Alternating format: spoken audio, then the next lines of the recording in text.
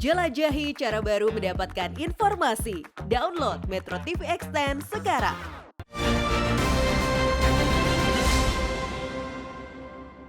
Dipersembahkan oleh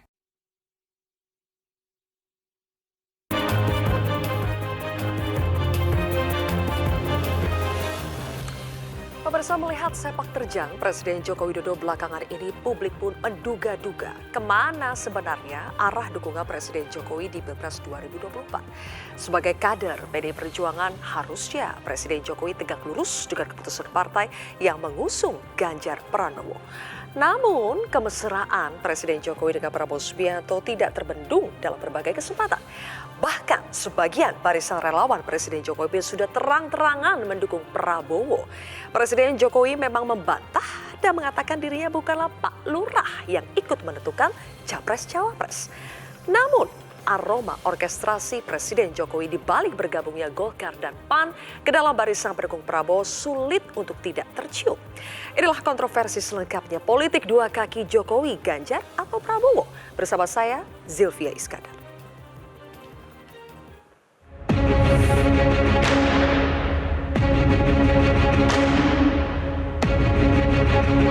Sekarang semuanya lagi bernegosiasi, maka kalau ada partai merapat ke salah satu titik, menurut saya itu hak politik mereka.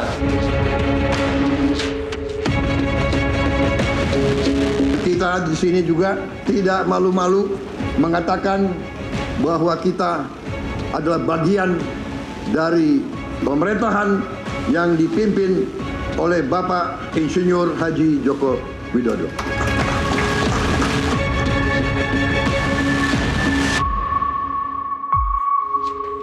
Karena kalau kalah ya kalah semua, tapi kalau misalkan main di dua kaki, kalau ada yang kalah, yang satu masih menang.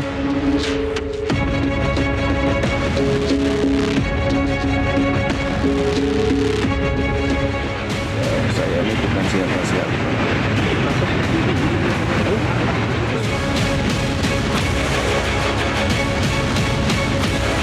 Yang menentukan capres dan cawapres itu adalah partai politik dan koalisi partai politik, bukan wewenang Pak Lurah.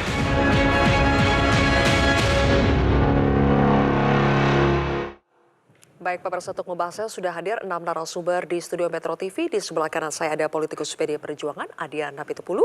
Kemudian juga politikus P3, Roma Hurmuzi atau Gus Romi. Dan selanjutnya ada Direktur Eksekutif Poltreking Indonesia, Hanta Yuda. Di sebelah kiri saya ada politikus Partai Gerindra, Ferry Juliantono. Kemudian politikus Partai Golkar, Maman Abdurrahman. Dan juga Direktur Eksekutif Lingkar Madani Indonesia, Ray Rangkuti. Selamat malam Bapak-Bapak, terima kasih. Sudah hadir di kontroversi malam hari ini. Saya mulai dulu dari Bang Adian, karena ada pidato kenegaraan dari Presiden Jokowi kemarin yang langsung menyinggung dirinya bukan Pak Lurah yang bisa mengatur soal Capres-Cawapres. Bang Adian, makna pidato itu bagi Adian Napitupulu, PDI Perjuangan apa? Ini menarik ya. Pidato kenegaraan yang dibacakan setahun sekali itu ketika dia berbicara pasti punya muatan politik yang tinggi. Punya kepentingan yang sangat besar dan bukan perkataan yang main-main. Kalau kemudian dia memulai bahwa banyak yang kemudian mengatakan sudah si izin dia, dan dia menyampaikan bantahannya yang kedua kali itu melalui pidato kenegaraan, menurut saya kita tidak bisa anggap remeh. Ada sesuatu di balik pernyataan itu. Dia bisa sampaikan di banyak ruang yang lain, tapi tidak dalam teks pidato kenegaraan di hadapan anggota DPR RI, DPD, duta besar, Di hadapan Bu Mega? di hadapan ketua umum masing-masing partai. Sebenarnya dia ingin menyampaikan bahwa semuanya mengklaim bahwa dia memerintahkan dibentuknya sebuah koalisi, mengizinkan atau merestui dibentuknya sebuah koalisi, sepertinya terkait dengan koalisi yang kemarin itu, ingin disampaikan secara terbuka tidak. Oke. Bukan keinginan dia. Baik. Dan menurut saya siapapun yang mengklaim bahwa diperintah oleh Jokowi, diizinkan oleh Jokowi, direstui oleh Jokowi, harusnya segera mengambil sikap untuk menarik kembali ucapan itu. Termasuk Gerindra nggak sih yang mengklaim? Atas seizin Jokowi, dekat dengan Jokowi Kita pandang sekarang. dulu. Ya, beberapa mengatakan seperti itu kalau kita lihat di media massa ya. Salah satu media bilang diperintah oleh Jokowi, direstui, diizinkan. Dalam sebuah acara daring juga itu disampaikan terbuka. Dan menurut saya ini warning presiden. Oke.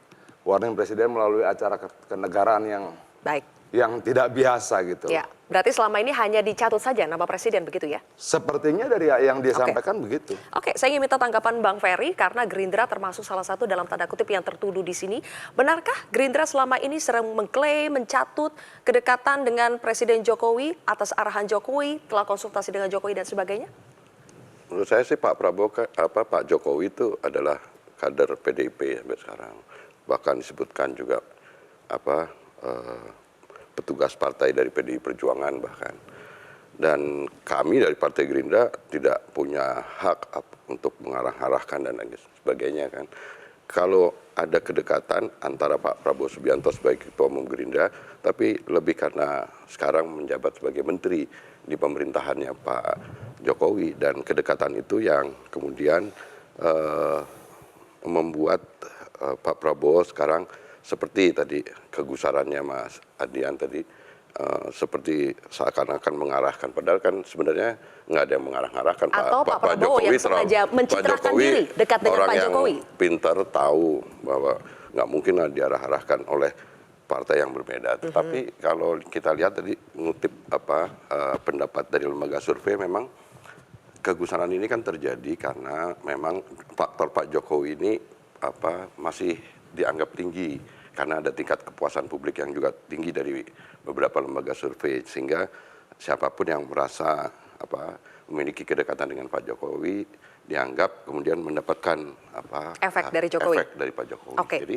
sebenarnya santai aja Mas Adian, karena kan nggak usah. Emang Bang Adian nggak santai? Nggak, iya. Emang Bang Adian nggak santai? Begini, ada suasana kegusaran gitu loh. Kalau kita mau sebut nama di sini, Pak Hasim kan bicara seperti itu.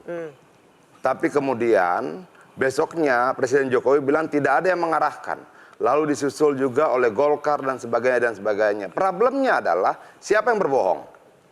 Apakah Presiden yang berbohong atau siapa? Kebetulan gini, nah itu yang kemudian menurut saya itu gini, sorry, itu kan Pak itulah yang menurut saya Presiden ini menegaskan sekali lagi dengan pukulan yang luar biasa dengan pidato kenegaraan. Beda loh bobotnya. Doorstop, konferensi pers biasa dan pidato kenegaraan itu beda. Nah dia ingin bilang enggak loh. Artinya bahwa ini warning buat yang selalu mengklaim nama dia, menggunakan nama dia untuk kepentingan pilpres, mengidentikan dia seolah-olah mendukung salah satu calon dan sebagainya. Ada kita mengidentikan itu. Bukan, ini kan pernyataan Hasim sebelumnya. Dalam mungkin supaya lebih jelas, supaya lebih jelas, kami punya pernyataan dari Hasim. Siapa Fer? Kami punya pernyataan dari Hashim Joyo Hadikusumo ya, supaya lebih jelas konteksnya seperti apa, pemirsa juga bisa tahu apa yang dimaksud oleh Bang Adian. Boleh kita putarkan terlebih dahulu bagaimana pernyataan dari Hashim Joyo Hadikusumo, adik Prabowo sekaligus wakil Ketua Dewan Gerindra Partai Gerindra. Pak Airlangga, Pak Lodewijk Paulus dan Pak Dito datang ke Pak Prabowo minggu lalu, saya hadir. Saya tidak ikut diskusi yang terinci karena saya waktu itu ikut rapat di ruangan lain. Tapi yang datang dan saya jabat tangan waktu keluar dan sinyal dan semua senyum-senyum. Pak Prabowo, Pak Muzani ya senyum-senyum. Pak Airlangga, Pak Lodewijk dan Pak Dito juga senyum. Ternyata mereka menyatakan mau dukung Pak Prabowo dan seizin dan restu dari Pak Jokowi. Seizin dan serestu dari Pak Jokowi, itu kata Wakil Ketua Dewan Pembina Partai Gerindra, Bang Ferry.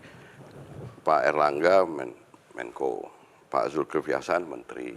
Nah, dalam konteks mereka sebagai Ketua Umum, tentu kan juga bisa jadi tidak terhindari pembicaraan untuk dalam meminta konteks menteri atau ketua izin. umum? Nah, itu kan susah ngejelasinnya konteks kan, menteri karena atau memang ketua umum? Ya dimaksud Pak Hashim konteks menteri atau kan ketua umum? bisa begini, Pak Zulkifli Hasan dan Pak Airlangga sebagai ketua umum dan sebagai menteri itu harus bicara dengan presiden dong. Bicaranya apa? Itu izin katanya, seizin dan serestu Presiden Jokowi. Mungkin bukan kalimat itu. Bahasanya Pak Jokowi pasti mengetahui karena pasti akan tersampaikan karena ini menyangkut kegiatan sebagai menterinya yang di dalamnya itu sebagai pembantunya presiden gitu. Jadi biasa aja kalau itu. Kalau ini terus kemudian dianggap sebagai ini ya juga berlebihan juga. Ini bukan anggapan, ini pernyataan. Beda ya anggapan Ya, sama sekarang pernyataan. kan pernyataannya kalau kita lihat kan tadi udah nggak. Begini maksud gue, Fer.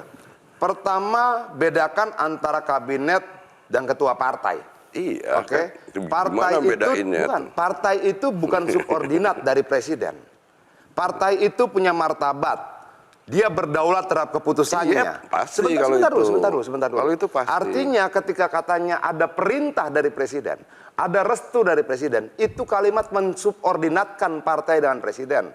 Itu kalimat yang kemudian membuat partai ini kehilangan martabatnya, kehilangan kedaulatannya sebagai sebuah partai yang otonom. Pak Jokowi sendiri udah bilang bahwa partai atau gabungan koalisi di sisi partai yang lain, udah ini berbahaya karena merendahkan Jokowi, merendahkan presiden yang punya urusan besar terhadap negara ini, ternyata dibawa-bawa untuk ngurus-ngurus calon presiden yang sudah berkali-kali dia sampaikan bahwa itu bukan urusan dia, tenang aja, itu Pak urusan Jokowi partai masih politik kader PDIP dan ya, Dian, tenang aja.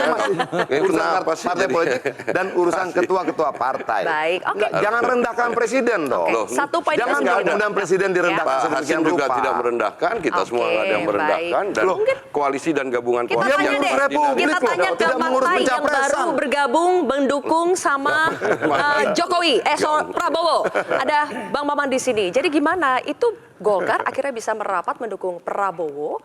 Ada arahan Presiden Jokowi atau tidak di balik itu? Atau ini murni kedaulatan partai? Gini, ini sebetulnya udah kita jawab di dialog di beberapa TV yang saya nggak sebutkan stasiun TV-nya kan, ini di Metro TV gitu ya. Yang penting dijawab di kontroversi saja. Iya, ya, makanya saya jawab lagi.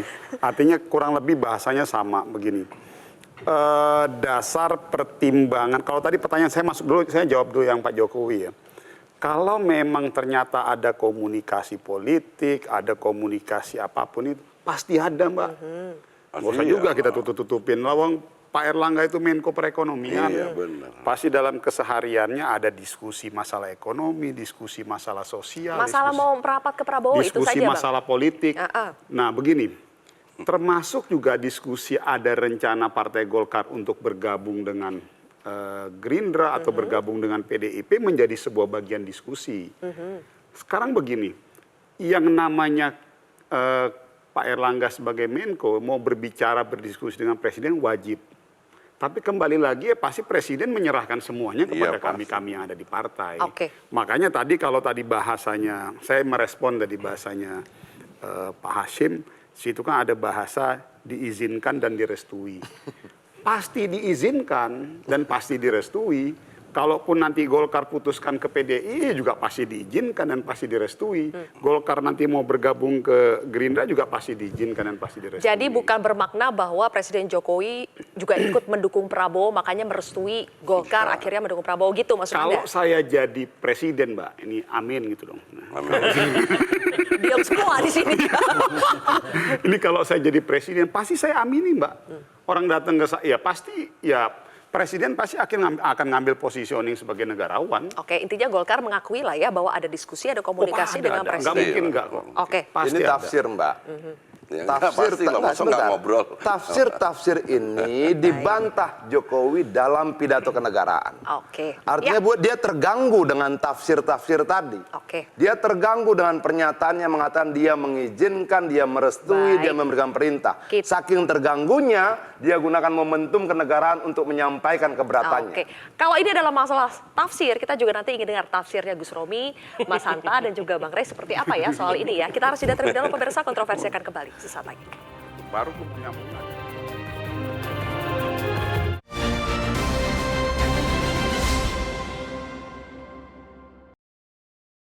Cara mudah mendapatkan informasi dengan satu sentuhan jari. Download Metro TV Extend.